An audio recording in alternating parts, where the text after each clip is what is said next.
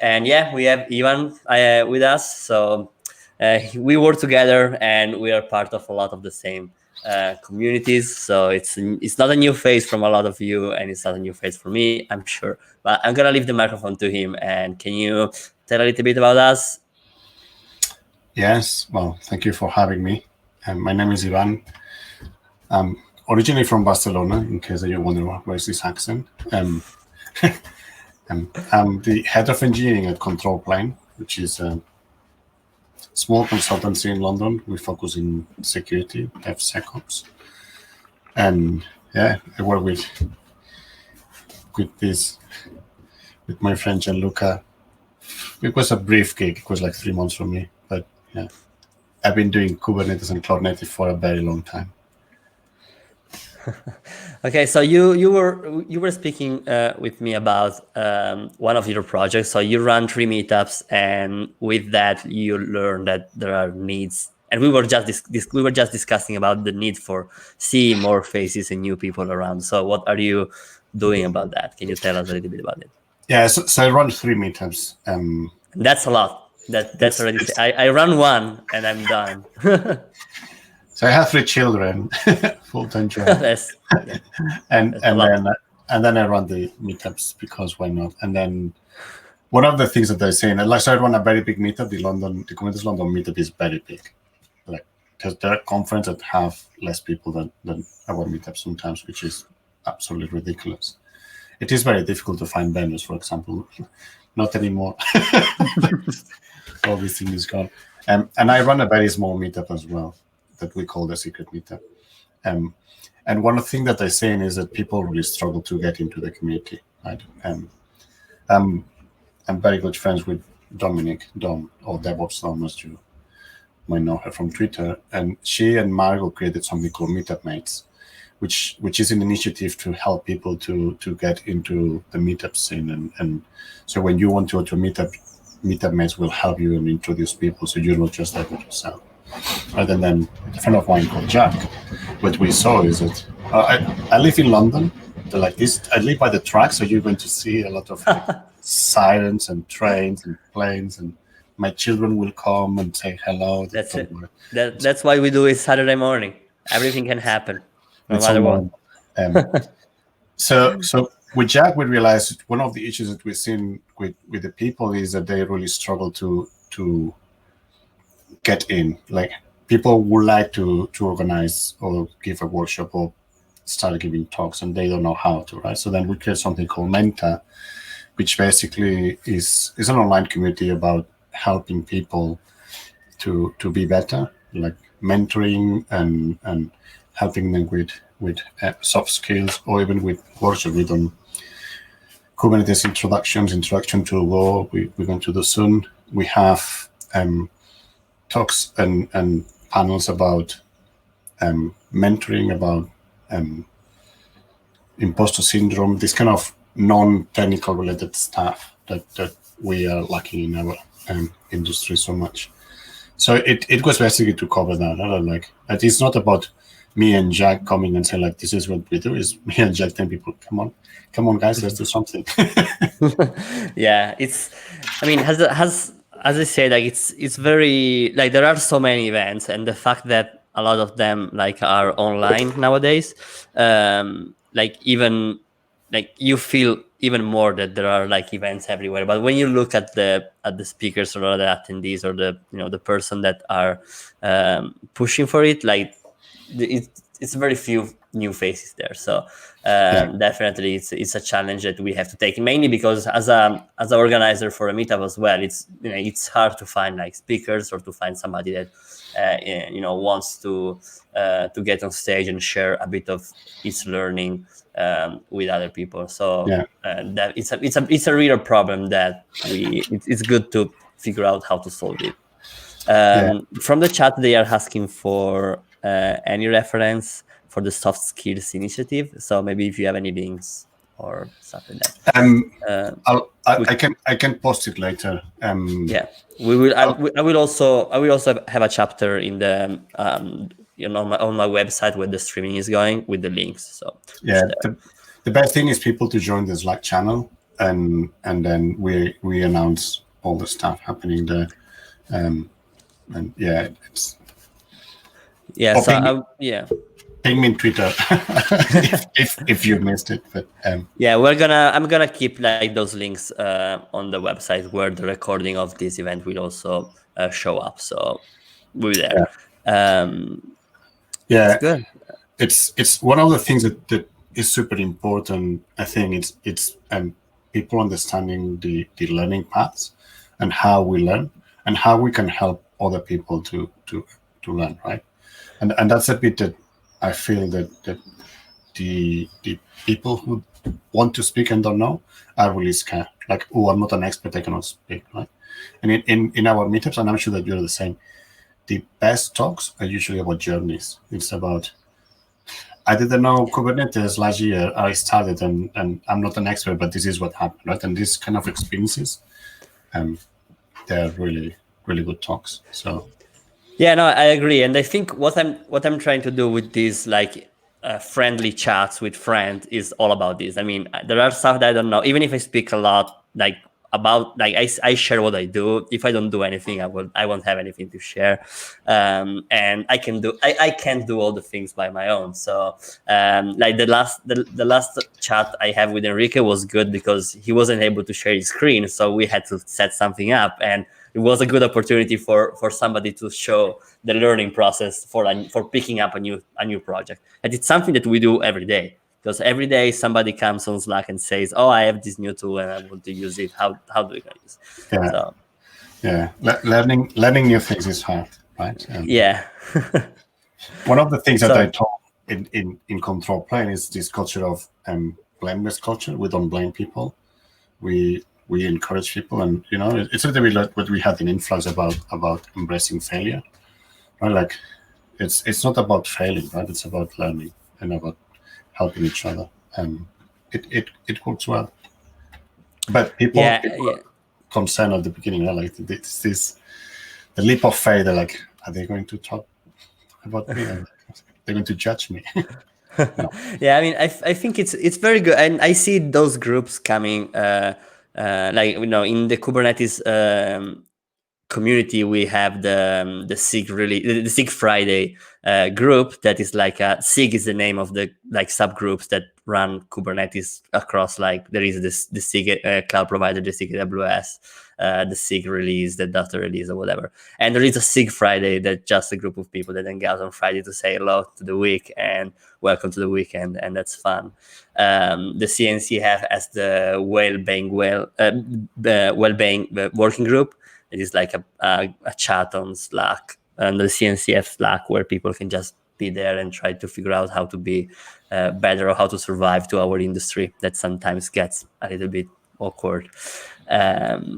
So yeah, I mean, it's good to see that people cares about other people, and I think we really need that because we look too serious. I mean, like all those conferences where they place like a person that is perfect on stage and he has to say perfect stuff. That's not how it works. I mean, it's a like as we say, like it's a learning process, and you made a lot of mistakes on your journey there, and that's how it works. That's it. You don't need to be perfect.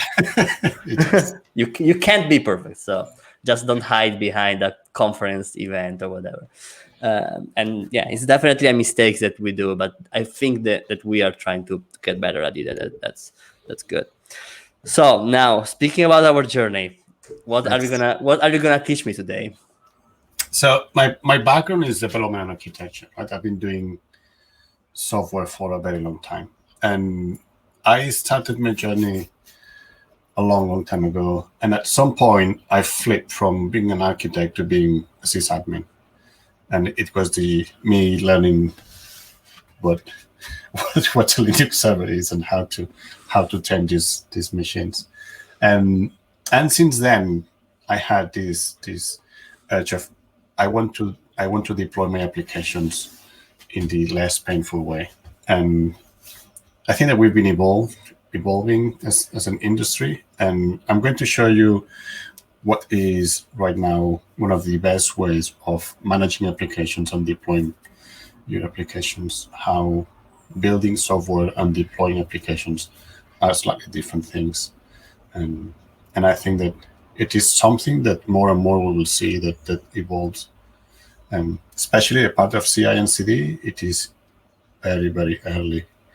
And yes, we had Jenkins, and when I was in Toyota many years ago, we had Hudson. It was like, wow, this new thing called Hudson, and Hudson became Jenkins later on, right? And so it's not been that long that we didn't have anything like that. So I think that the journey that we have now, and how we use GitOps and how we use automation to basically bootstrap and build applications is interesting.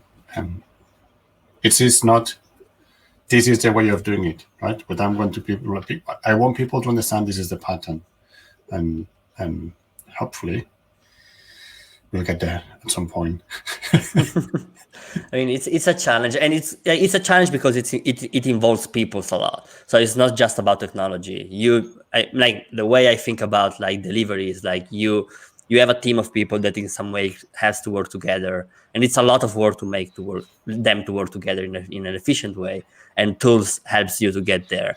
So it's even they have to be flexible, because you have to like glue them together in a way that is usable for the team.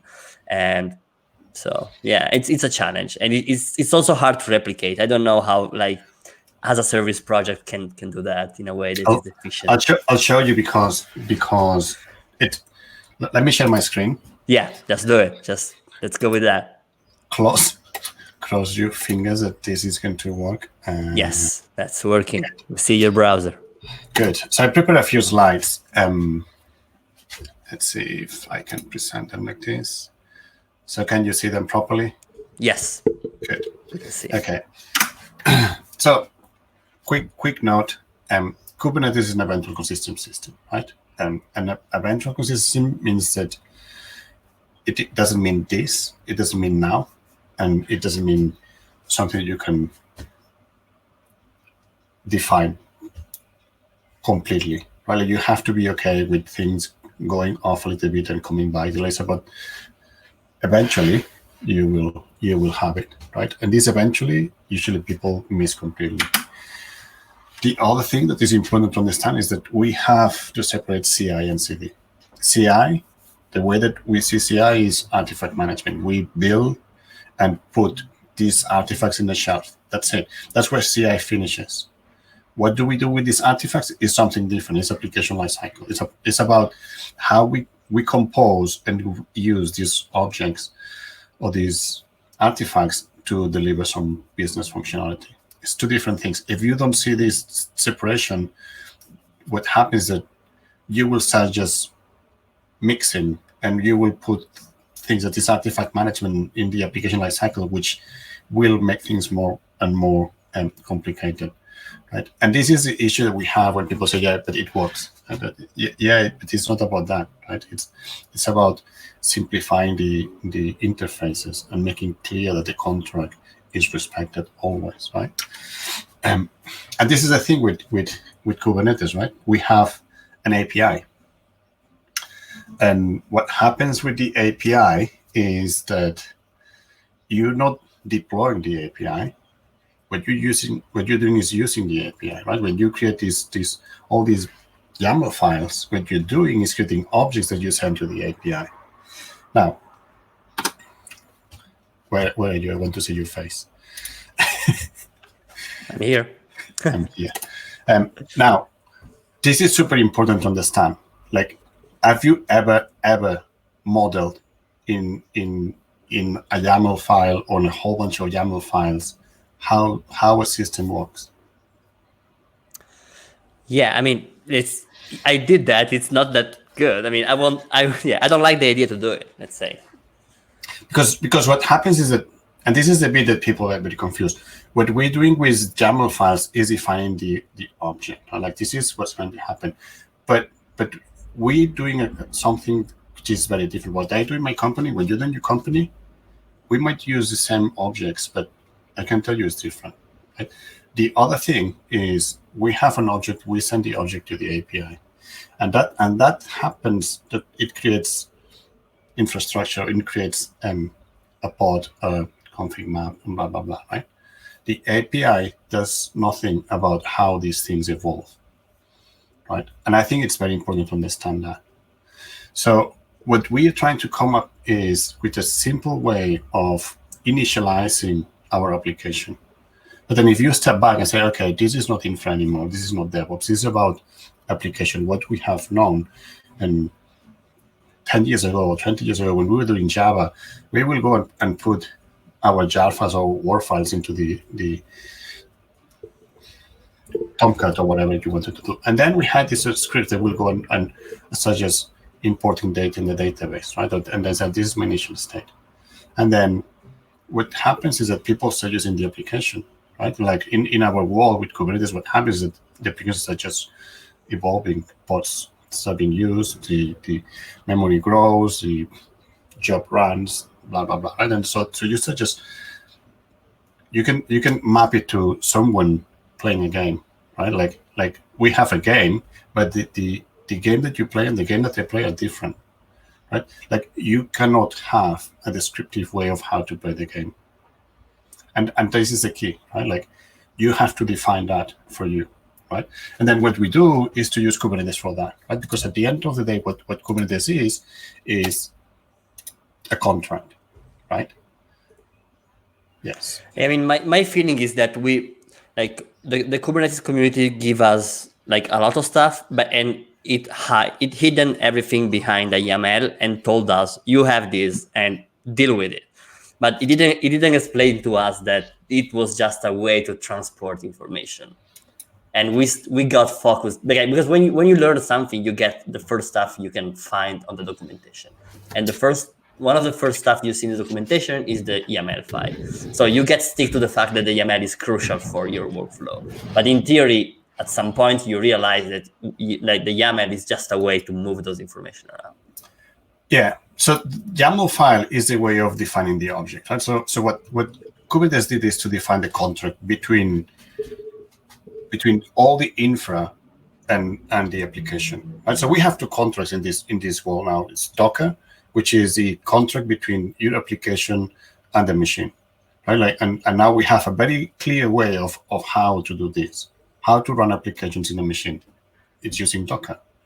What the machine needs is just to have a way of running a container. What do we have inside of the container is the abstraction. You put your runtime, you put the dependencies, and off you go, right? And until Docker came along, we didn't have this clear way of having that. We didn't have the Docker file that describes what is it that we want to put in our application. But we had all these different systems to build and package. But now we have a very clear way. Like we have a simple text file that says in your Docker file you have all these things, right? But there's something else. Like if you look at the application, you usually have a runtime, you have configuration, you have context. So like here comes a plane, and it is very important. I usually stress that you have to think what is runtime, what is configuration, what is context, and then you have this separation. It helps a lot down the line, right? But so when you get the application, you have to think about things like what it is, what it does, and then you have to like how we're going to manage, how we're going to deploy it, how we're going to monitor it, how we're going to manage dependencies. All these things are important, right? Like and this is application lifecycle. This is how we're going to manage this, right? And then you say, okay, well, let's see what our application artifacts are. Like we have Docker containers. Okay, what else? Because the Docker container is basically the new way of packaging applications, right? We standardize. It doesn't matter if it's Java, if it's Python, if it's Ruby, if it's Go. We have a standard packaging format. Like we have a standard way of packaging your application, regardless of the language, regardless of what it is, and run it, right? And then we have the other contract that we have, which is Kubernetes, that says this is how you have to segregate and define all the little components that form your application. Because that's the thing, right? Like you talk about application, but what does it mean an application? An application is a whole bunch of stuff, right? So the reality is that we don't have one way of saying, well, this is best practices, or this is the way of doing it. It depends, right? Because what we have is an API. Kubernetes is a framework that allows you to build and manage your infra to fulfill your business needs, right?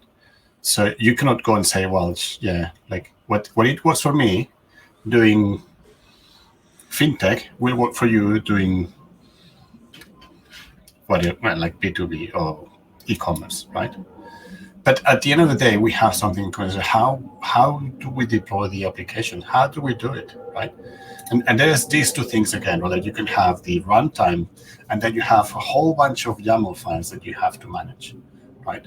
And these YAML files are basically how you define your application.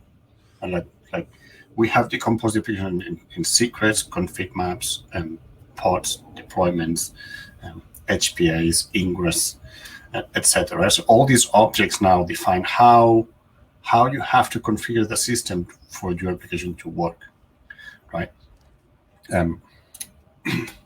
So when you do this, kubectl apply, what you're really doing is doing a post request to an API. And this my deployment YAML file is the object. Now this object is absolutely huge. And YAML is a really brittle way of doing this with tabs and spaces and indentations, and it is not very user friendly, right? We have a different way of doing this. We can use Helm, for example, and what Helm does is to have the concept of a chart that says, look, put all the templates or put all the YAML files that define your application into this concept called chart, and we will basically manage that as one unit, right? And that's great. However, different instances of your application in different environments will be slightly different, right? So that's why you have the templates in charts, and then you have the values, right?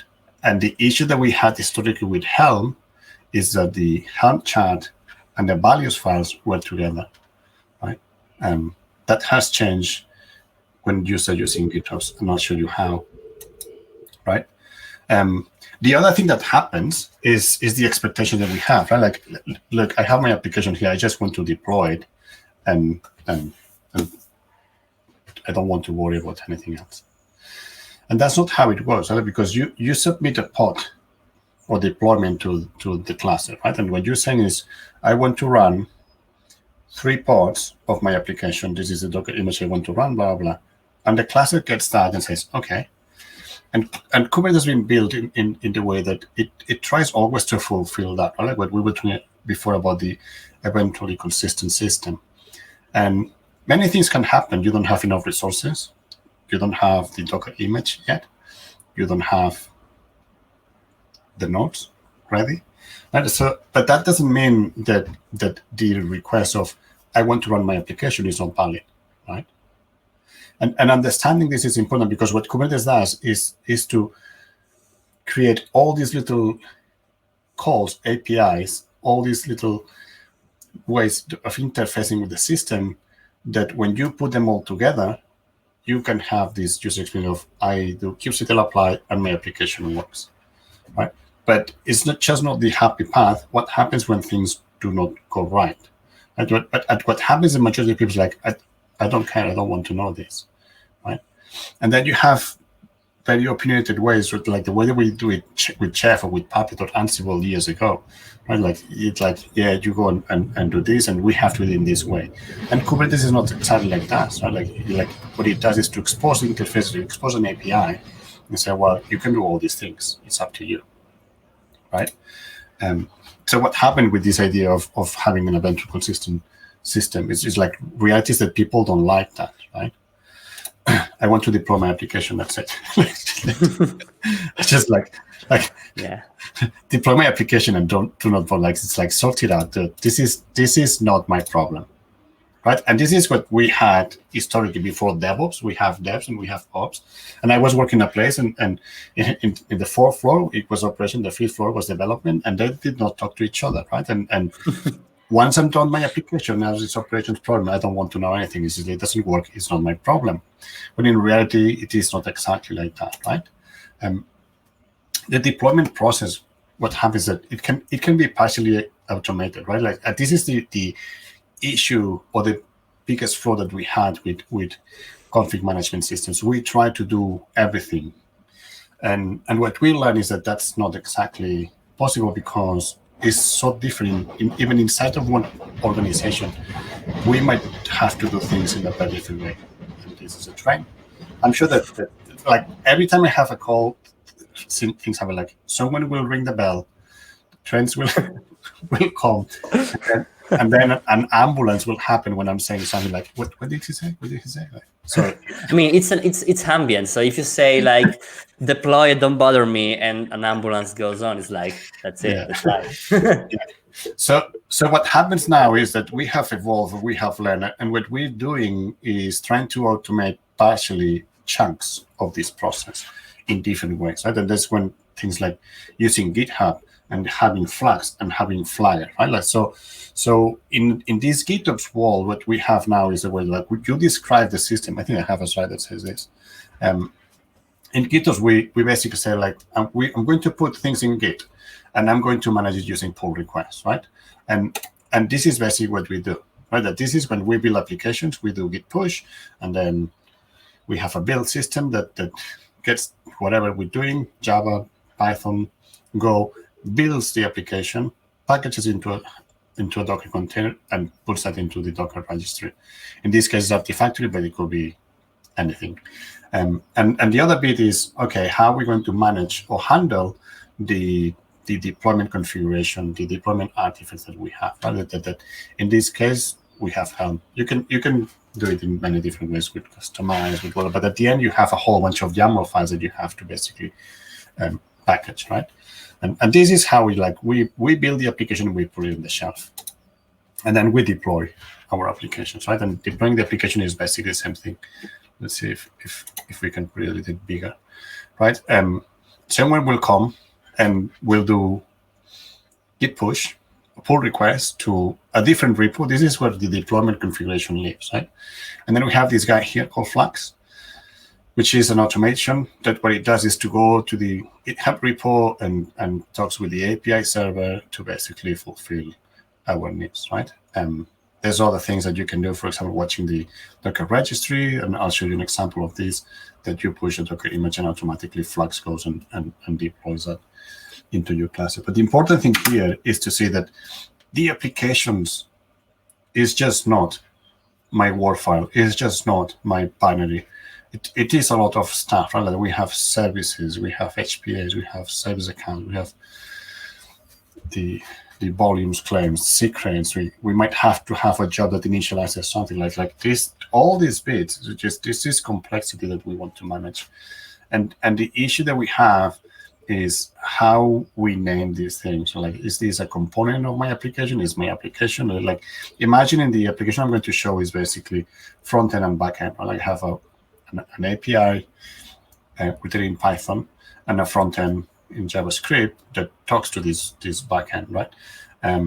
Is my API an application? Well, you could see it like that. But the whole thing, when I come here and see my application, is this front end plus backend, right? So defining what is important, right? So what the fuck is GitOps? Come on.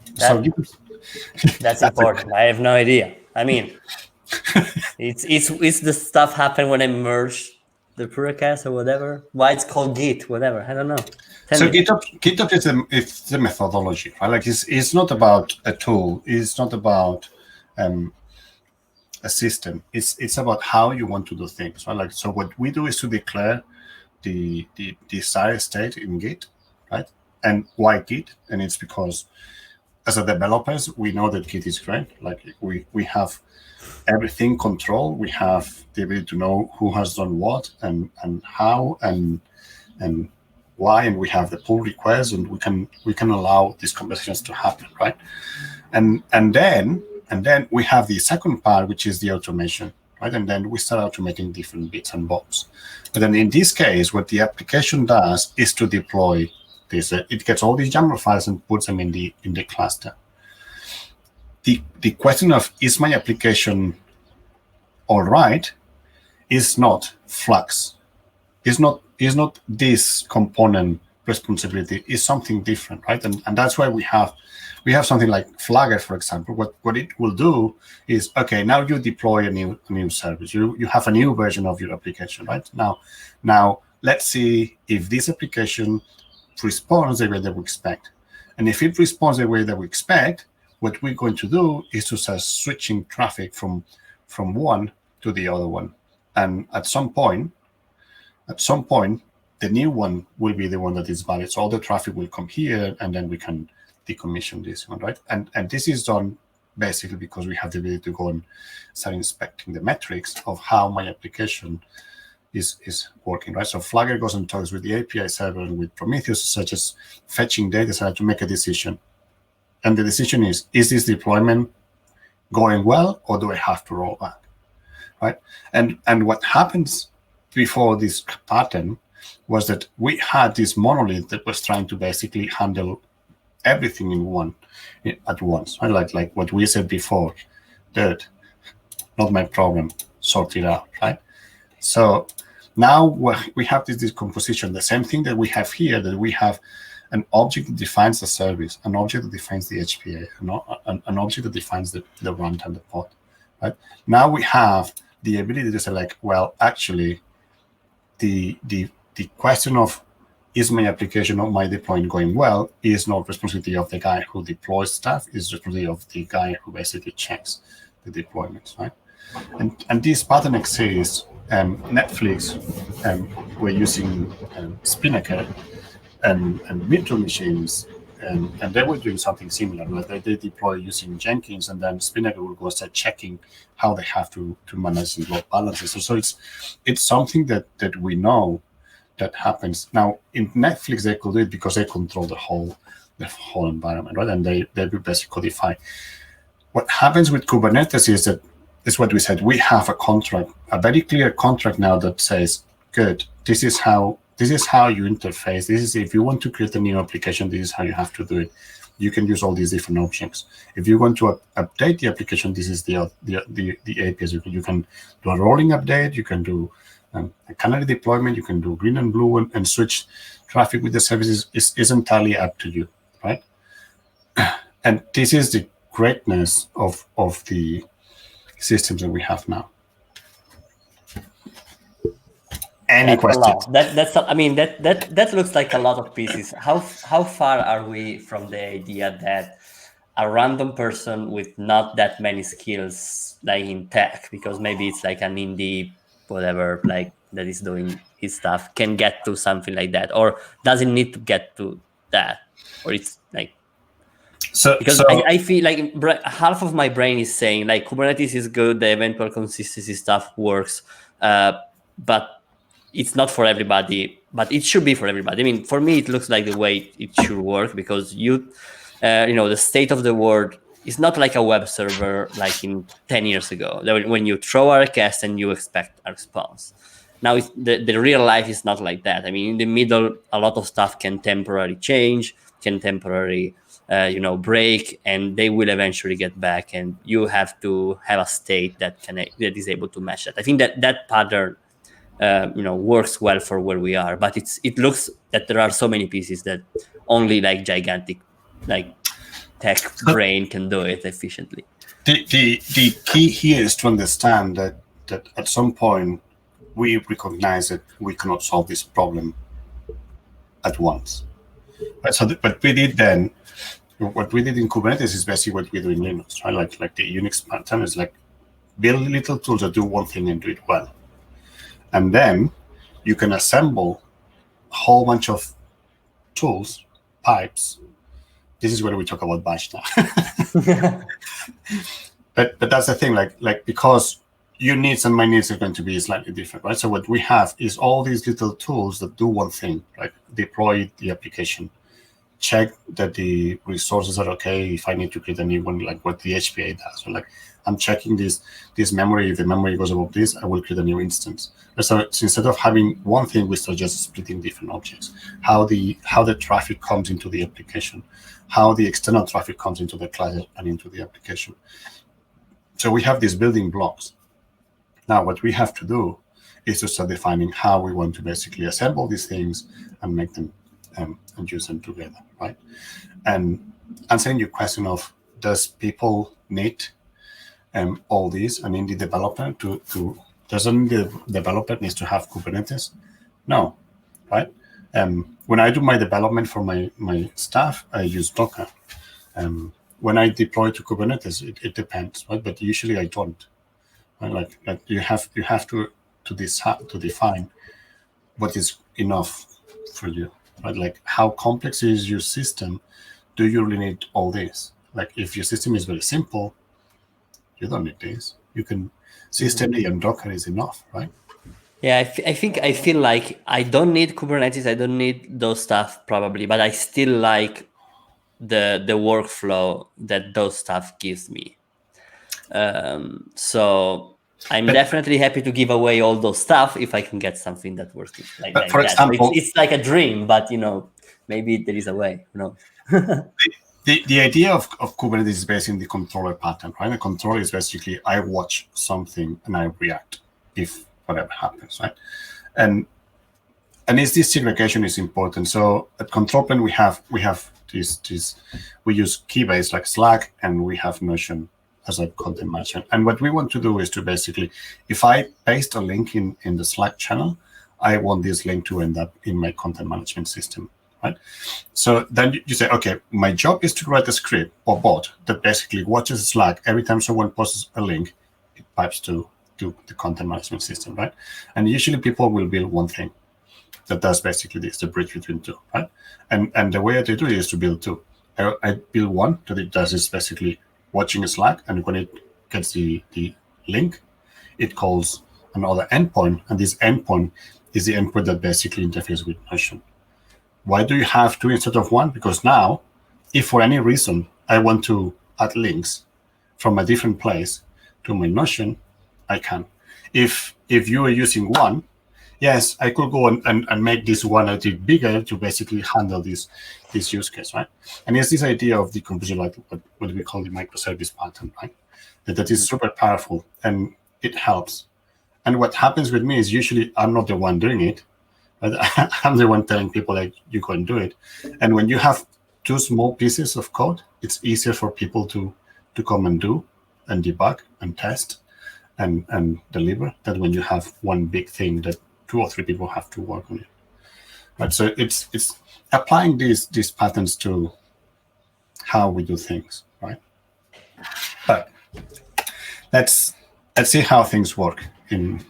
Yes, show us some code. Show me the code. So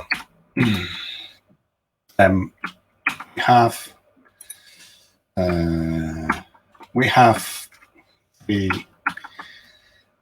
directories, right? So this is my cluster. We're going to go to GK. This is the repo where I have my Flux configuration. I'll show you a little bit more about this later, right? And then we have my API, which is a simple Flask app. And it's just returning a whole bunch of stuff. And I have then JavaScript application, right? And what you do here is basically this, right? I have this HTML. What I'm doing is calling this API that is returning this JSON, right? And then I populate this, right? So we have two components. We have front end and we have the back end. Yeah. So, okay, how do we deploy this? I can do like a run. This is the front end. Let's do it here.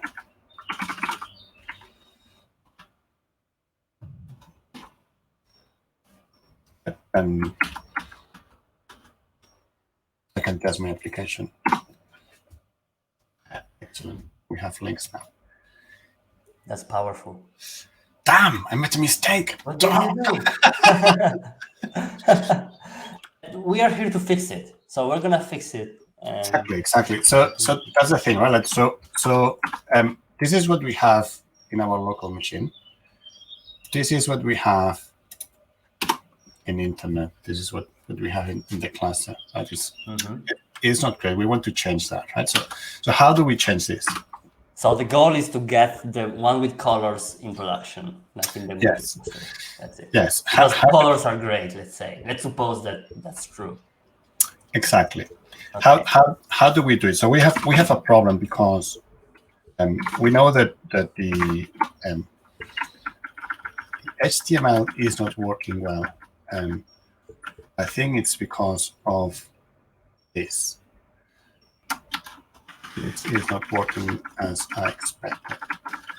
I don't know Vue.js, but probably you have to do something here to escape this. Some escaping. There's always an escaping issue. Yeah, that's it. So this is the issue, right? But let's try to push this into the cluster, right? So if you check my cluster running, we have the front end, we have the back end, right?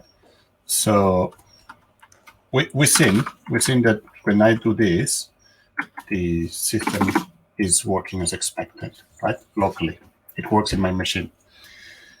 So what's the difference between my local machine and this guy here?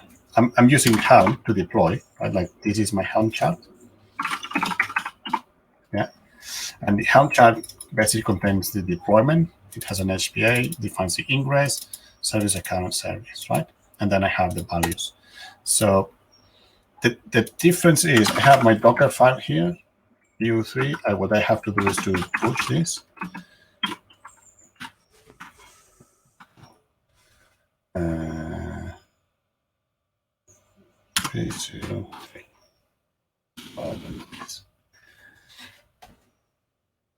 So what I'm doing now is building my Docker file and pushing it to the Docker registry. Yeah. So now I can pull it from my cluster. How I update my cluster? So let's see.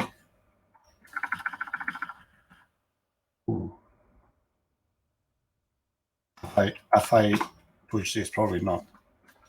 So if I do Helm upgrade,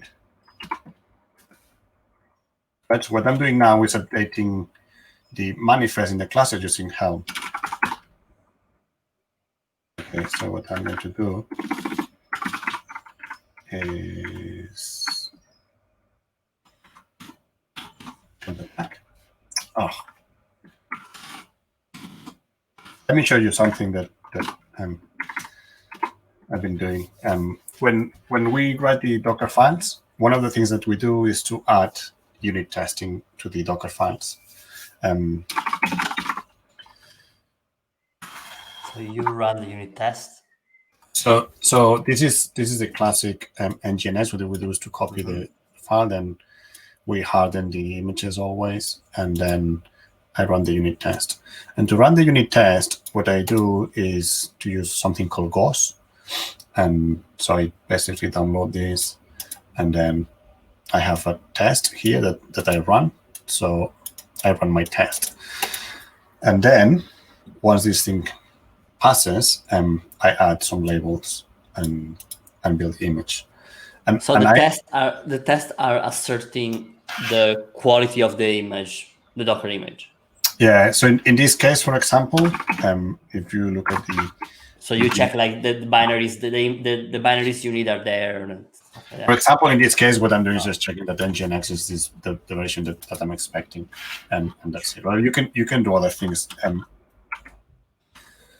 If we go to for that, you're using multi-stage, so you will read that. You will at the end you will get only what you are looking for. That's nice. I can show you what we have here. Let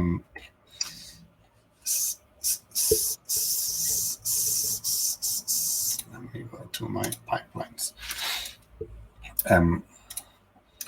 Because it's a much nicer model that I can explain. So the first thing we do is to use a conf test to validate the Docker file. So what we do is to validate this file that conforms with our policy, right? One of the things that we do is not allowed to run latest, right? Then we get this image, then we harden the image, then we run a test, one or more than one, right? And finally, we add metadata. And this is because now you have a very easy way of saying my Docker file, when I build my image, I know that I've run this test, right? Because when you do when I do the Docker build, at some point you will see that we run the test. If this thing fails, what happens is that the build does not go through, so you cannot build the image.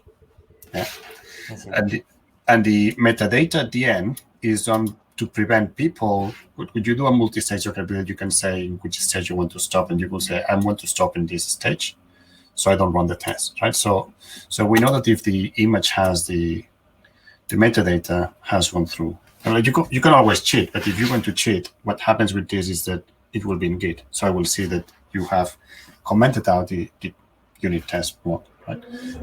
So it's just practice, but the idea of trying to put in your Docker file build as much as you can. I validate the Docker file complies with my policies. I run the unit test to validate that the image is right. For example, this is super useful when you have things like Java versions or even the Go versions, and you want to validate I'm running 1.8 or I'm running Java 1.9, right?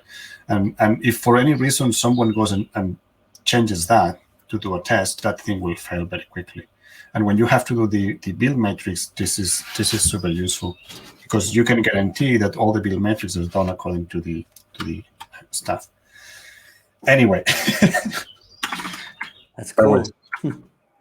So let's Docker push, and like now we use so many tools that it's good to maximize their effect, because otherwise we will, if we keep adding tools other than like using the full potential of the one we have, it's gonna be crazy.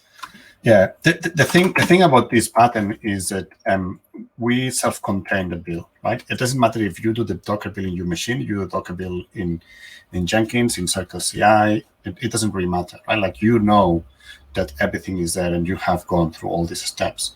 Because usually what happens, you have Jenkins running these steps. I'm going to validate the Docker file is valid. I'm going to validate that the Docker image is okay. And it has that, it has that. And all these things is good, but then when you are in your local machine, that thing does not happen. So you start just drifting, right? Like all the controls that we have are lost. And sometimes that's good because velocity, but usually it's not great because. So now if we put values here with 4, and we do the Helm upgrade, hopefully. Yes. So now we create a new version, and when this thing passes the health checks,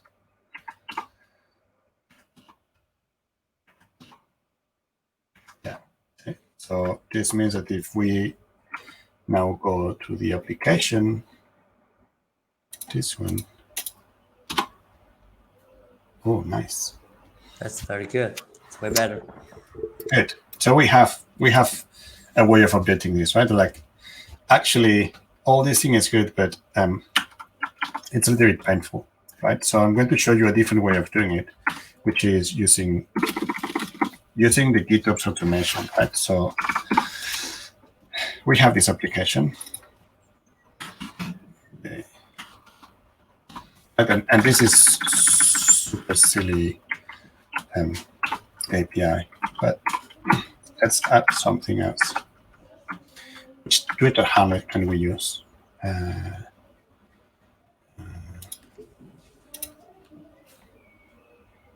Let's get this guy. And we leave Philip head there, so just use him.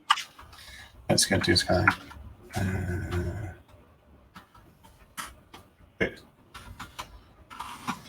Oops. Okay. So what happens now? I have to do my Docker file, my Docker build, right? Yeah. This one is 3 or 4. So I put 5. I lost count. When I do this, what happens is I use the build kit and see now it's the new Docker build generation. Yeah. Super cool. I mean, I tried it, so it's good. So now here you can see that I run the tests, right? And the test here that's slightly different. What I do here is validate that I have all these packages installed in my Docker image, that I have this user, that I have this port, and so you have a way of basically defining your Docker image and validating this, right? And you have seen here that we have gone through a few tests, so it's good, right? So nice. We do Docker push. Docker push. And then my Docker image goes to the registry, right? And what happens is that I have defined the deployment of my application in a way that Flux that is running in the cluster, right? We have Flux here. Flux is watching the repo, the Docker registry. And when it detects a new version of the Docker image, it will deploy automatically, right? And this is super powerful because all of a sudden what happens is that you have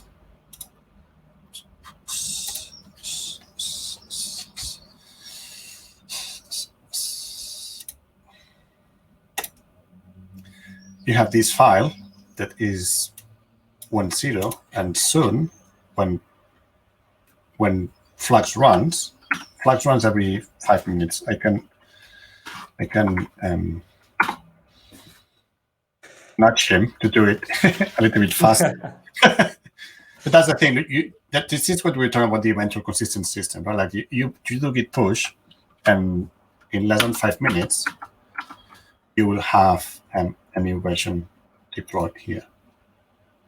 See? Oh wow! Yeah, I see.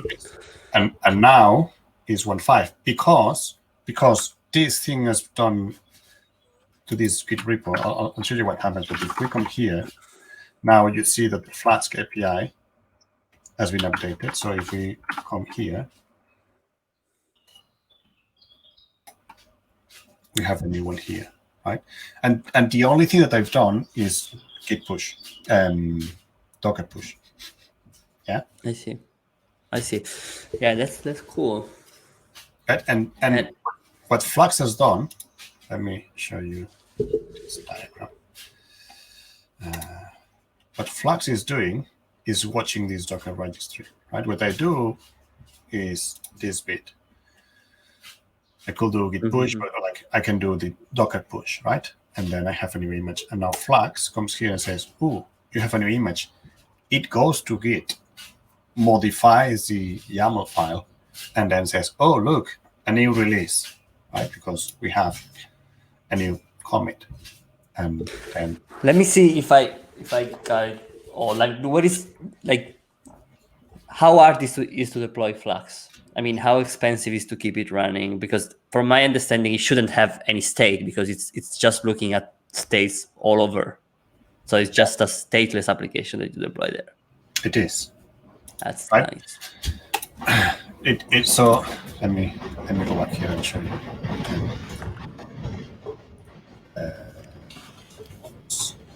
Flux has 3 components, right? And this is Flux, which is in charge of basically synchronizing your Git repo with your cluster. It has memcache to improve performance, blah, blah, blah, but you can kill this, like, no problem.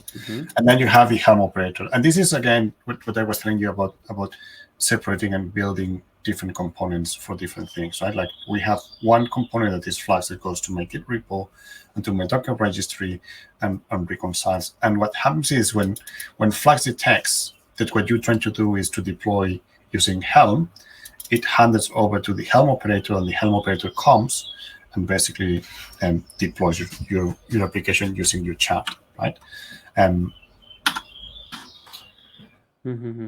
Yeah, so it's these little components. You have other systems. You have Argo CD. Yeah. Yeah, Argo CD, which is the one that we use at Influx, the model is slightly different because what happens with Flux is checking. This guy is checking my repo, right? So here at some point you will see that it says git URL, this one, right? Mm-hmm. What happens with Argo is that you have in Git to define the connection to the cluster. So this is the difference between a push model and a pull model, right? Well, Argo pushes, it gets all these artifacts you have in Git defined very similar to what Flux does and puts them in a cluster. The difference is that Flux runs in your cluster and goes out and fetches and then runs it, right? Now, if you have 3 clusters, you just need to configure 3 Flux exactly the same way. They go to the same repo, boom, put the same things, right? In Argo, they do it the other way around. It's like, oh, you want this in this cluster, boom. Oh, you want that in that other cluster, boom, right? And there's no right or wrong. Why they gone this way and why they gone the other way, it's different kind of patterns, they try to solve different issues, right? For example, in Flux, what happens if you configure everything in one repo? Let me show you. Let me share the screen again. So what we have here is the ingress, right?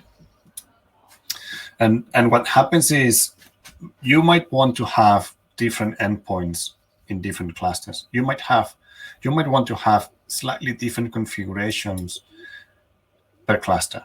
Even all your cluster production, all your cluster development, you might want to have that. And doing that in Flux, it's possible, but it is not simple, in the sense that it is the concern of the cluster is not the concern of the application. If you have a configuration that is not environment scope, you have to make sure that you have the component in the cluster. Right? So you have all the hierarchy that we call the environment, cluster, namespace, application, right? And you have to basically have this mental model in your head. And sometimes you have to move this configuration, the ingress, instead of living in your application, lives in a similar repo that is for the cluster. Then you have this cluster fits from this branch, right? There's a Flux that goes and puts this and creates these resources that are cluster scoped. Yeah, I see. It's just thinking about solving the problem different ways. In Argo, for example, what you have is because you have the configuration of per cluster, you can go, oh, like in this cluster, I will put this. And in this other cluster, I will put that, right? What happens if you have 10,000 machines and you have hundreds of clusters and you want to have the ability to basically treat clusters as cattle? Flux is much more powerful than Argo, right? Because you define one for all of them, right? So, and with Flagger, I'm just basing on the name, is the piece that helps you to distribute across those like cattles in a way that is like not going deploy or whatever. What Flagger does is when we have deployed the application, you saw the pod going down and going up, right? Yeah. What Flagger does is you have your application deployed and you want to deploy a new one. So it starts deploying the new application. Imagine you have replica 7, right? So you have 7 and then you have the new one. And it starts shifting traffic. They use service measures like Istio or like Linkerd. Starts sending traffic to the new one and inspects the results to see these results are good or these results are not good. If they are good, they keep shifting more traffic to the new application or the new version. If they are bad, they stop. And then you can have some kind of logic that's like, if they are bad, I'm going to stop for 5 minutes and then check again, because maybe it's some kind of issue in the network, or I'm going to roll back. Right? So Flagger helps you to basically answer this question like, okay, but I do the Git push or I do the Docker push, and now the deployment happens. But what happens if the deployment goes south? If it doesn't go well, right? Like, how do I solve this? Well, we have another piece of automation now that solves this problem, right? I see. And how it's from my experience. I had little experience with Argo, and you know which like where, and the fact that is not like it's not pool based means that, as you say, you have very hard, like very granular control over multiple like clusters. That it's something that it's in real life kind of useful, because you want to maybe test something in a different cluster before rolling it out in others. And how do you do that in this scenario with Flux, where everything is in the same place? Like, do you tweak the timing, or there is a way to do it in a so how do you test? You're doing development. You're doing your code development that you usually do Monday morning, and you want to test something. What do? You create a new branch, and then you do whatever you have to do with your channels, with your creating memory leaks everywhere. No, exactly. And then when you're okay, you merge, or you just discard the branch, right? Like with Flux is the same model. You go and create in this repo, you go and create a new branch, right? You create a new branch and then go to a Flux, and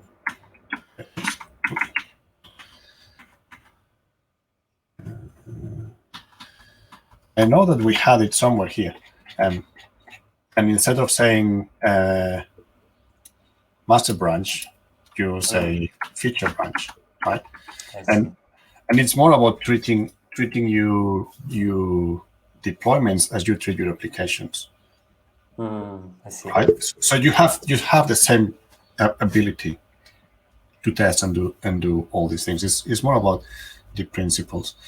Argo, for example, has something really cool, which is the waves. So you can define the order in which the objects have created, right? So when you deploy things like a CRD and service accounts on the Argos, you can define how the order goes, right? And you can do something similar with Flux, but it's not as...